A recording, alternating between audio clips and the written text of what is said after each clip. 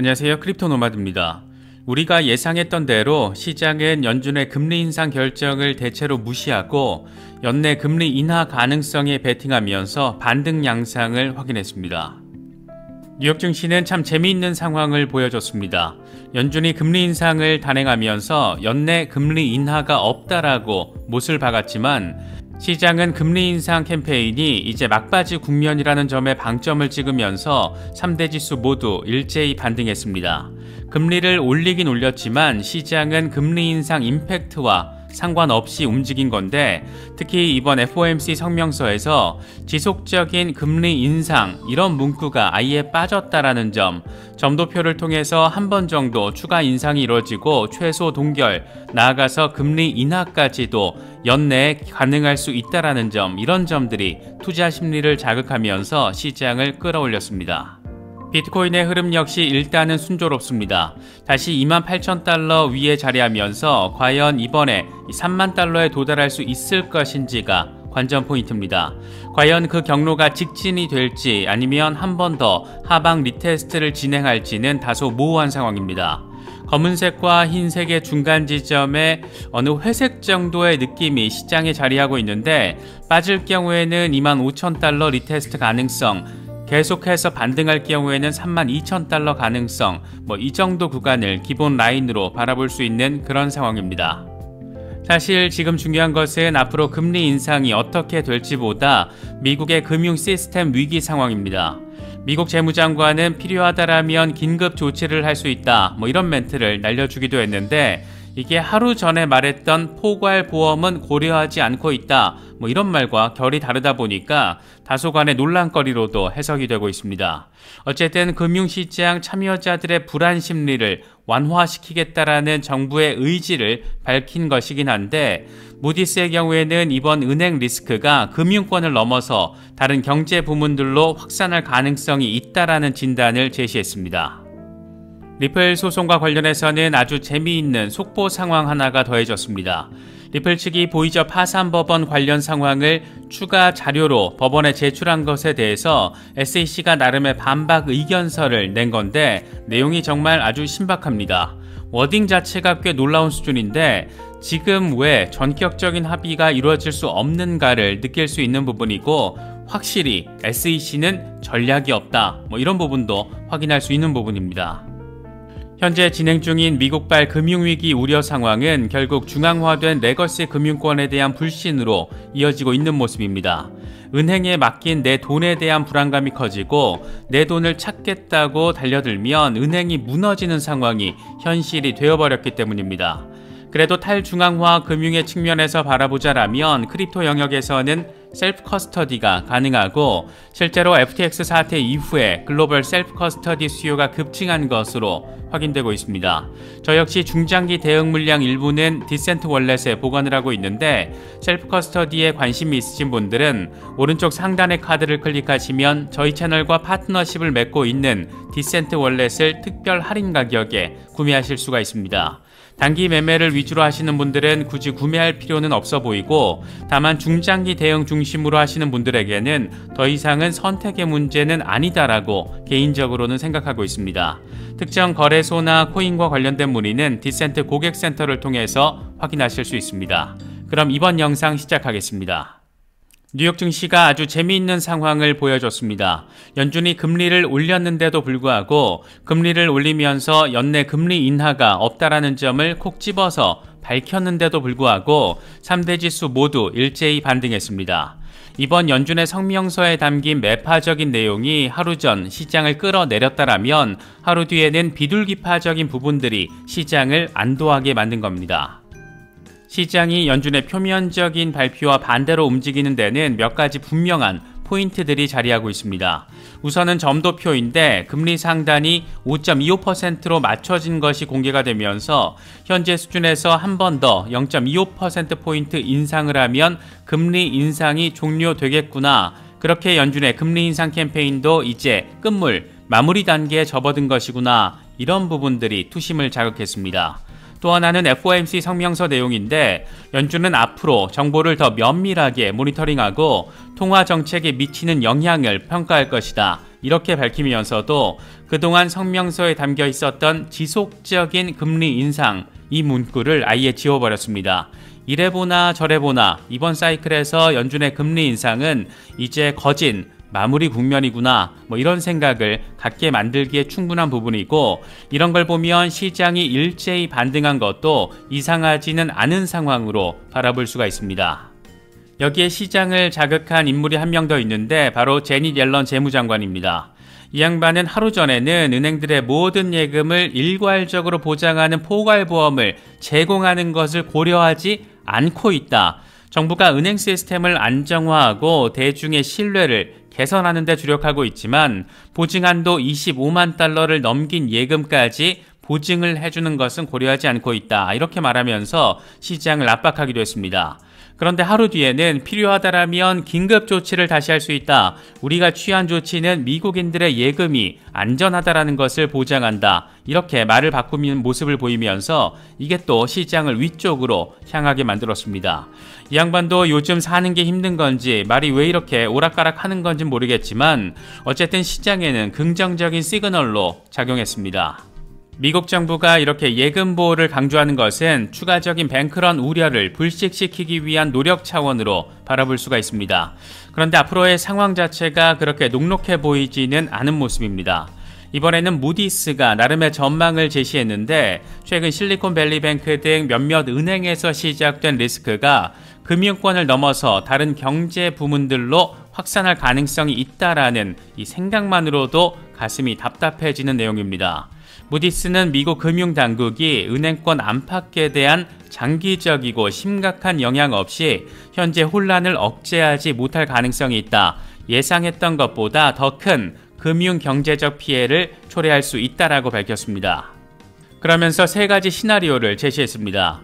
먼저 시장 참가자들 사이에서 리스크 회피 심리가 커지면서 은행들이 신용 제공을 줄이는 상황인데, 이 시나리오는 가장 직접적이고 큰 피해를 가져올 수 있고 리스크가 구체화하는 상황을 초래할 수 있다라고 무디스는 설명했습니다.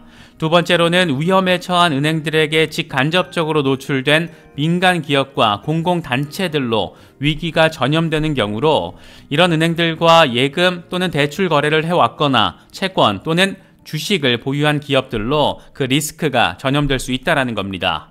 마지막으로는 정책 결정권자들의 실수로 은행의 문제가 광범위하게 확산되는 상황인데, 이와 관련해서 무디스는 당국이 인플레이션에만 초점을 맞추느라 빠르게 진화하는 위기 상황에 효과적으로 대응하지 못할 가능성도 있다라고 설명을 했습니다. 미국의 주류 금융 시스템의 위기가, 그 우려가 확인될수록 비트코인에 대한 관심이 커지고 있다는 것은 참 재미있는 상황입니다. 비트코인은 여전히 28,000달러 주변에서 지지 테스트를 벌이면서 나름의 모멘텀 확보에 주력하고 있는 모습입니다. 물론 이대로 직진 랠리를 하게 될지 아니면 추가적인 바닥 리테스트를 한 번 더 진행할지에 대해서는 분석가들 사이에서도 전망이 엇갈리고 있는 그런 모습입니다. 공포 탐욕 지수는 하루 전보다 4포인트 오른 61을 기록하면서 탐욕 단계가 이어지고 있습니다. 비트코인 도미넌스는 47% 중반에서 횡보하는 상황이 이어지고 있습니다. 앞으로 비트코인의 흐름과 관련해서 먼저 익명의 분석가 스탁머니 리잘드는 지금은 불투랩일 수 있기 때문에 조심할 필요가 있다라고 설명했습니다. 이 양반은 비트코인이 하방 압력을 받으면서 26,200달러에서 27,000달러 사이에서 조정을 받을 것이라고 앞서서 전망하기도 했었는데, 이걸 한번 하고 3만 달러로 나아갈 것이다, 이런 입장을 견지하고 있습니다. 마이클 반데포페의 경우에는 비슷한 입장인데, 나는 여전히 25,000달러까지 한번 하락할 것으로 생각하고 있다. 물론 우리는 28,700달러까지 일시적으로 바라봤고 잠재적으로는 26,200달러까지 조정이 가능하다. 그러고 나서 4만 달러까지 나아갈 수 있을 것으로 기대하고 있다. 트레이딩은 블랙이나 화이트가 아니다. 때로는 회색일 때도 있다. 이렇게 설명을 하면서 지금의 상황이 꽤 모호하다라는 점, 하지만 조정 가능성이 있다라고 바라보고 있다라는 점, 이런 점들을 강조했습니다. 단기적으로 시세의 방향성을 놓고 우려점이 자리하고 있는 것도 사실이지만 비트코인은 올해 들어서 이미 70% 이상 반등을 해준 상황이기도 합니다. 이와 관련해서 비트코인 매거진은 미국 백악관은 말 그대로 비트코인을 멈추게 하기 위해서 모든 조치를 취하고 있지만 비트코인은 올해 들어서 72% 폭등하는 모습을 보여주며 그들에게 화답을 하고 있다. 이렇게 위트 있게 평가하기도 했습니다. 미국 SEC가 하는 짓을 보면 대체 미국에서 암호화폐 규제 이슈라는 게 어떻게 설정되려고 이러나 싶은 생각이 들기도 하는데, 이번에는 거래소들이 자산 안전성을 보장하는 차원에서 도입한 준비금 증명에 대해서 날을 세웠습니다. SEC는 암호화폐 증권에 대해서 투자에 주의해야 한다, 이런 경고 문서를 홈페이지에 올렸는데 암호화폐 증권이라는 표현이 꽤 재미있게 느껴집니다. 세상이 뭐래도 암호화폐를 증권이라고 규정하겠다라는 SEC의 막무가내 의지가 담겨있는 표현이 아닐까 생각됩니다. SEC는 암호화폐 기업이 준비금 증명 자료를 제공했더라도 이것이 충분한 자산을 보유하고 있다는 것을 보장하지 못할 수도 있다. 암호화폐 투자 및 서비스를 제공하는 기업은 미국 법률을 준수하지 않을 수 있다. 암호화폐 투자와 관련해서 중요 정보 또 보호를 제공받지 못할 수 있다는 것을 인지한 상태로 투자를 결정해야 한다. 투자 계획을 세우고 리스크 허용 범위와 투자 기간을 결정하는 것이 성공적인 투자에 매우 중요할 수 있다라고 설명했습니다. SEC의 이런 표현 방식은 그러니까 뭔가 안정성을 높이려는 업계의 시도를 놓고 안정성이 없을 수도 있어 이렇게 가능성을 전제로 조지는 전략, 이게 정말 제대로 정신머리가 박혀 있어서 이런 얘기를 지금 하고 있는 건지 참 답답하게 느껴지는 것은 꼭 기분 탓만은 아닌 것 같습니다. 미국 SEC가 뉴욕 증시 상장 기업인 코인베이스에 웰스 노티스를 보낸 것을 놓고 아주 시끌시끌합니다. 일단 코인베이스 주가가 14% 폭락하면서 SEC의 웰스 노티스 이펙트를 반영했습니다. 법적 제재를 앞두고 소명의 기회를 부여하는 웰스 노티스가 사실상 혐의가 입증된 것처럼 시장에서 과대 해석이 되면서 주가부터 훅 끌어내려버린 겁니다. 일단 코인베이스 CEO 브라이언 암스트롱은 SEC의 조치가 비합리적이라면서 강하게 반발하는 모습을 보였습니다. SEC의 이번 조치는 불공정하고 합리적이지도 않다. 우리는 공개석상에서 이걸 입증할 것이다. 2년 전 SEC는 우리의 사업을 세밀하게 검토했고 우리의 상장을 승인했다. 당시에도 스테이킹 서비스에 대한 참조를 57개 제출을 했고 암호화폐 상장 프로세스에 대해서도 아주 상세하게 설명을 했다. 이렇게 강조하면서 SEC의 이번 조치를 거품 물면서 아주 강력하게 비난했습니다. 미국 최대 암호화폐 거래소가 다시금 SEC의 이렇게 공격 대상으로 지목이 되면서 업계에서는 나름의 동맹 전선이 형성되고 있습니다. 먼저 폴리곤 스튜디오 CEO 라이언 와트가 지원 사격에 나섰는데, 우린 코인베이스 편에 서야 한다. 코인베이스가 대중의 신뢰를 얻었지만 규제 당국과 정치인들은 그 신뢰를 약화시켰다. 스타벅스, 메타, 나이키 등 주요 기업들이 폴리곤과 같은 퍼블릭 블록체인을 활용하고 있다. 이런 파트너십은 일자리를 창출하는 효과가 있다. 만약 규제 당국이 암호화폐 업계를 계속해서 단속한다면 이들은 해외 블록체인 업체와 파트너십을 맺으려고 할 것이다. 이렇게 설명을 했습니다. 리플 소송과 관련해서도 SEC는 한 건 해내는 모습을 보이면서 역시나 이들은 정말 전략이 없었던 것이구나, 이런 부분들을 함께 확인해주고 있습니다. 앞서 리플 측은 보이저 파산 법원에서 공정한 고지 이슈와 관련해서 법원이 SEC를 비판한 내용을 담은 문건을 법원에 제출했습니다. 간단히 정리하면 미국 규제 기관조차 암호화폐가 증권에 해당하는지를 결정하는데 어떤 기준을 적용할지를 잘 모르고 있다. 이런 내용들을 담고 있습니다. 암호화폐 시장 참가자들은 규제 불확실성을 경험하고 있다. 그래서 암호화폐들 중에 어떤 게 상품이라서 CFTC의 규제를 받고 또 어떤 게 증권이라서 SEC의 규제를 받는지 알 수가 없다. 이런 불확실성은 암호화폐 거래소가 지난 수년 동안 작동해온 상태에서 계속 이어지고 있다. 내용은 이 정도입니다. 그러니까 법원이 바라보기에 규제기관이 해당 코인이 증권일 수 있다라는 공정한 고지를 제대로 할 수 없는 상황이고, 이렇다 보니까 시장 참여자들은 이게 증권인지 또 상품인지 알 수가 없다라는 건데, 이건 명백히 현행 시스템의 문제다, 이런 점을 법원이 강조했던 것으로 바라볼 수가 있습니다. 당연히 이런 뉘앙스는 리플 소송과 관련해서는 당근 빠따 리플의 우호적인 부분이고, 이렇다 보니까 이제 곧 소송 결과가 나올지도 모를 상황에서 리플 측이 법원에 추가로 막바지에 자료를 제출한 것으로 바라볼 수가 있습니다. 이 같은 상황 속에서 SEC가 이번에 나름의 반박 입장을 법원에 제출했는데 그 내용이 아주 신박합니다. 리플사는 보이저 파산법원에서의 진술을 뻔뻔스럽게 잘못 해석하면서 쓸데없는 공정한 고지 변호를 강화하려고 하고 있다. 선택적으로 유리한 문구를 뽑아서 잘못된 시도를 하고 있는 것이다. 이 정도 내용을 핵심적으로 요약할 수가 있습니다. 무대응이 대응이라는 말은 들어봤어도 무전략이 전략이 된다는 것은 이런 SEC의 행태를 통해서만 느낄 수 있는 것 같습니다.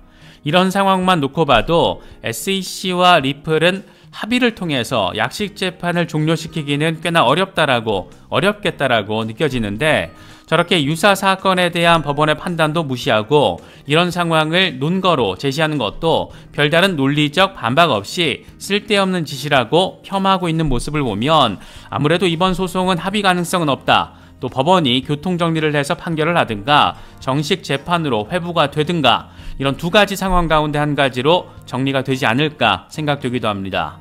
과연 아날리사 토레스 판사가 이런 SEC의 이상한 입장에 대해서 어떤 결정을 내릴지 정말 많이 참 궁금한 부분입니다. 이번에 준비한 영상은 여기까지입니다. 시청해주셔서 감사합니다. 지금까지 크립토 노마드였습니다.